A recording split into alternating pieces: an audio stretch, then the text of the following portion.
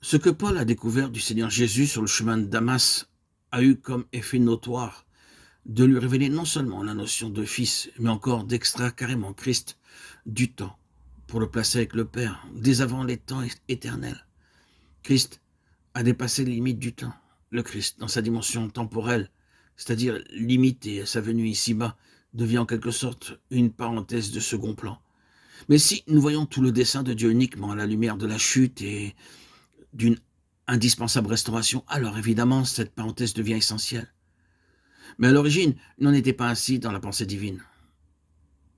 Nous arrivons ici au seuil de la plus fabuleuse de toutes les révélations qui nous aient été faites sur le Seigneur Jésus. L'effet produit par l'expérience de Paul sur le chemin de Damas, cette projection d'un Christ hors du temps et remontant au jour de l'éternité, devint, dans la conception de l'apôtre, intimement lié au dessein éternel de Dieu. Et dans ce dessein éternel, il n'y avait aucune trace de chute ou de rédemption. La chute et la rédemption représentent, pour ainsi dire, une dépression dans la trajectoire poursuivie par Dieu à travers les âges. Celle-ci devait être parfaitement rectiligne et il n'aurait jamais dû y avoir d'interruption ni de méandre. Mais à un moment donné, compte tenu de certaines contingences complètement étrangères au dessein de Dieu, cette trajectoire a chuté pour remonter ensuite et reprendre son cours normal. Les deux extrémités de ce parcours se situent spirituellement parlant sur un même plan. Si le cœur vous en dit, vous pouvez imaginer un pont qui enjambe cette dépression et le Christ en train de la combler, si bien qu'en lui, la jonction est rétablie.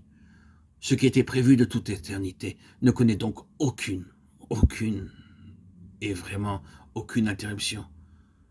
Une fois cela saisi, une fois cela intégré, alors, tout est rétabli. La venue de Christ ici-bas ainsi que l'œuvre de la croix, dans son intégralité, appartiennent à un autre registre. Elles ne se sont imposées qu'en raison de ces contingences.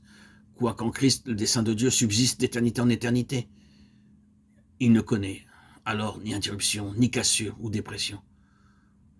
Frères et sœurs, chers amis bien-aimés, en Christ, point de hiatus.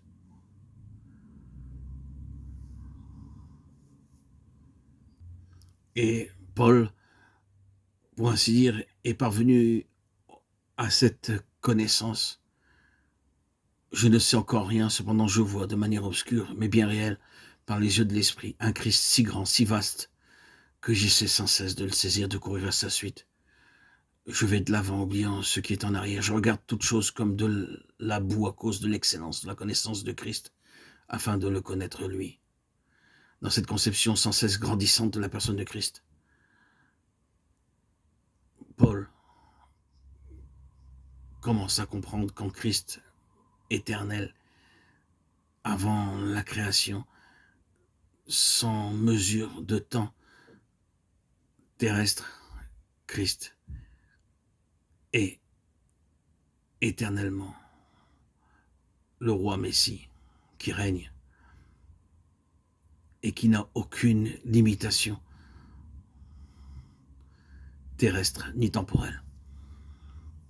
Il est l'alpha et l'oméga, le début et la fin, le Dieu vivant, vrai, véritable, Christ Seigneur et Dieu. Alléluia.